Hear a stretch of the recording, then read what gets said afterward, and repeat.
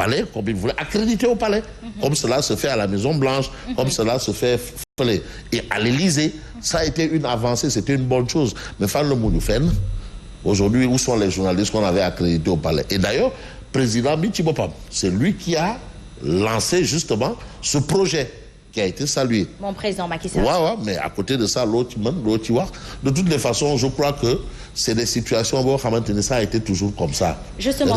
Rien n'est nouveau par rapport à la position Bimouam, à la position que la presse a toujours eu. Rien n'a changé. Gis nañ fi àq ak yelleefu presse sénégalaise dellu ginnaaw bu baax a baax mooy maanaam démocratie liberté d'expression bi est-ce que lii mu wax mënees nañ cee sukkandiku wax ne kon loolu ab tayef la woon Mame Mbaye Ndiaye.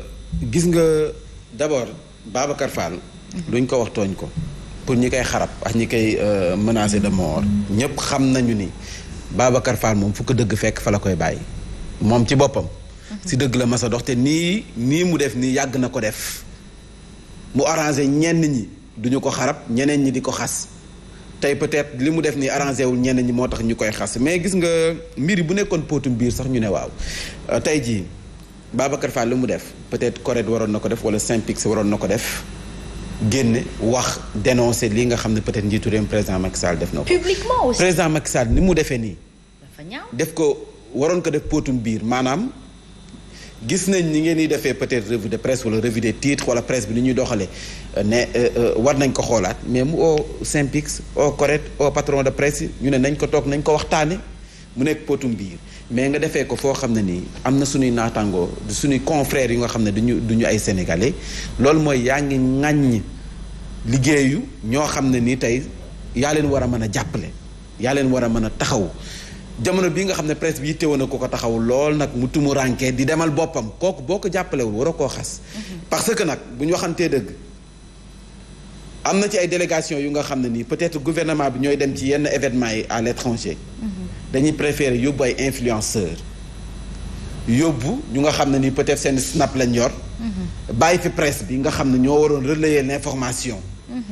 du benn bu dul ñaar bu dul génn réew mi sax man couvrir naa fi ab julli tabaski ñun ñu am fu ñu parqué yemale ñu fa benn waay bu nga xam ne ni sinabam si lay dund bi président Macky Sall di dugg moom si délégation bi la ànd. te kooku noonu la dugg romb ñu xaw ñu sànniwaale baat sax. te kooku nga xamante ni ko ràññee ci. waaw teeku. xaw ñu sànniwaale baat ñun journaliste yi ne yéen a ngi toogee noonu. waaw ok amul problème romb ñu moom mi nga xam ne du journaliste am accès ci président de la république dem. ci délégation bu fa paree génnaat. rombaat ñun ñu yem ci fi ñu yematle xam nga am jël def déclaration ñu jël ko war a dem traité ka moom bu paree xam nga lan la nii. bu jëlee portable am boobu la mu see jël dem am si ay viewam xam nga encaissé la mu siy encaissé pendant ce temps journaliste bi moom demul sax añu ji këram de jouru tabaski mi ngi fii toog si rédaction bi ak journaliste bi encaissé wul deful dara parce que loolu tax ko jóg information moo ko tax a jóg mais moom joxuñu ko peut-être gëdd ga ca war mais jox nañ influenceur bi gëdd ga ca war gëdd gu ñu waroon jox taskatu xibaar. est-ce que finalement ay événement amu fi à l'étranger ñu gis ay influenceur wala ñoo xam ne nii peut-être yoruñu badge presse. en fait ay journalistes yu nga ñoo xam ne duñu ay journalistes mais yor badge presse. yoo xam ne du Sénégal xaw ma Qatar la woon xaw ma fan te influenceur kese la ñu woon waaye tamit boo demee ba soofantal sa taskatu xibaar yow mais tamit bàyyi ko mu def liggéeyam rek te bu ko xas rawatina en public. mais finalement le paradoxe c'est que influenceurs yi nga xamante ni limite c'est des comédiens parce que ils jouent un rôle ñoom ñoo ànd ak ki nga xamante ni moom moo di le président Macky Sall ci biir délégation donc quelque part est-ce qu'il confond pas. Parce que aussi il faut pas.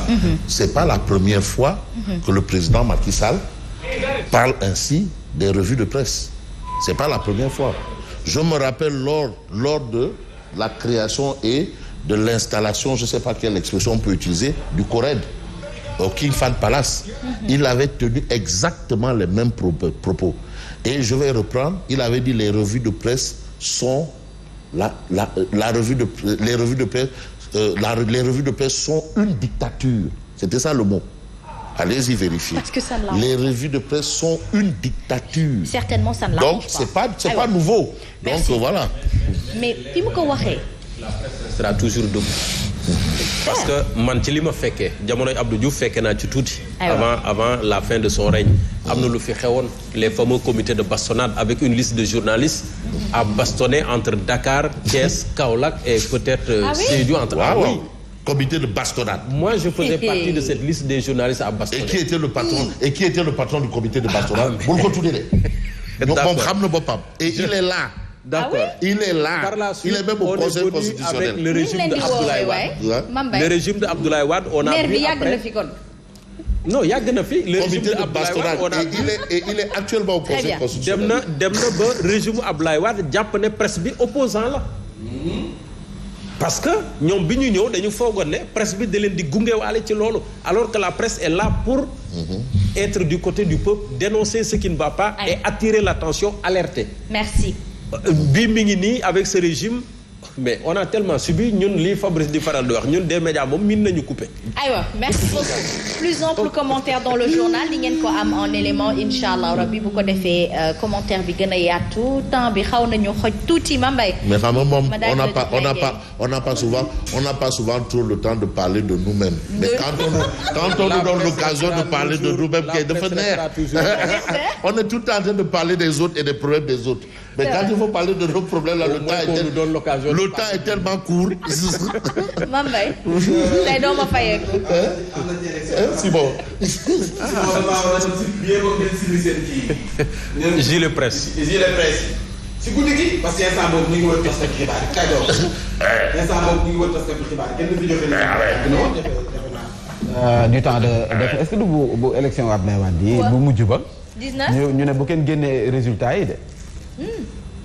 boobu xam nga ñu journaliste yi bureau de vote bu wadd. ñu liir joxe. bureau de vote bu wadd. ñu joxe ñu xam ne affaire commencé naa féete boor rek ñuy wër journaliste yi. oto yi dindi leen kii presse bi ngeen ci def gilet yi dindi leen ko au moins nga en mode camouflage. Sinon rek du baax. du baax de. journaliste yàgg journaliste kaay ma xam ne bokk na ci métier yi nga xam ne yow nit ka kay def yaa gën a exposé. en tout cas la revue de presse daal. sonal yaa gën a C'est un genre journalistique et le journalisme également peut mener à d'autres opportunités professionnelles. C'est tout. C'est de l'art aussi. C'est tout. Il y a un côté artistique, c'est de l'art. moo la ko gën a xam na ni caricature. dafa am façon waaye one man show la.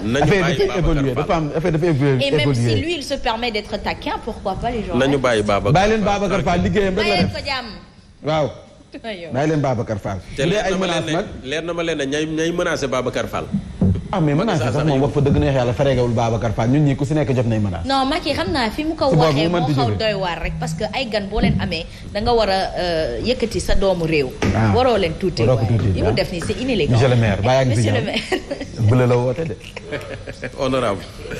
c'est inélégant. naka suba si. maa ngi siyaar sant yàlla. asma. maa ngi lay nuyu. lom na ngeen waaw. borom dënge.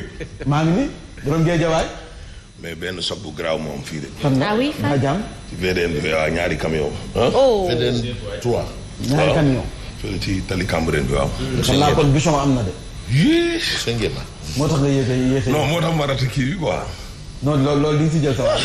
mi ngi ci biir journal bi mais il faut rappeler que dañ doon fàttali Barki Dembo Ndiaye. l'accident de 6 kilos. le même jour sur la VDN mu am choc boo xamante ni ñetti oto ñoo mbëkkante ba tey le phénomène se poursuit il faut que voilà dawalkat yi nañu bàyyi xel bu baax a baax yàkkamti taxul a yegg.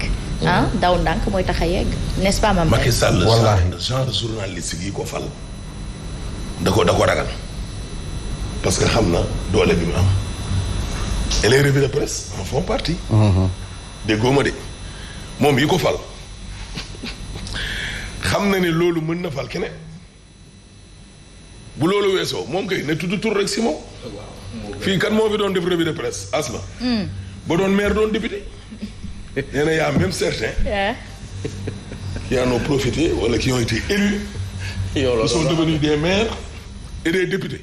am na yaa ko bind kay ne yow la doon waxal. yow de yow la doon waxal. kan moo doon def revue de presse ba mujj nekk maire ak député. yow tamit yaa yàqal rakam xaw ma frère. non man waxuma loolu de dama ne su dee am na ñaar. yow ñu doon def revue de presse. élection yi passé ñu doon ci maire doon ci député. nañ ñu wax na ñaar la. yow la Ahmed. kon Ahmed bul jël wax ji. mais ku doon def revue de presse ba doon maire doon député kan la. waaw yaa ngi nii toog. non man kay damay laajte rek. su mu ne du teel du koy nataal. wax dëgg yàlla. damay laajte donc. non man kay damay laajte donc. aywa Mame Mbaye. journaliste bi mu nekk ñu ngi fi ku nekk.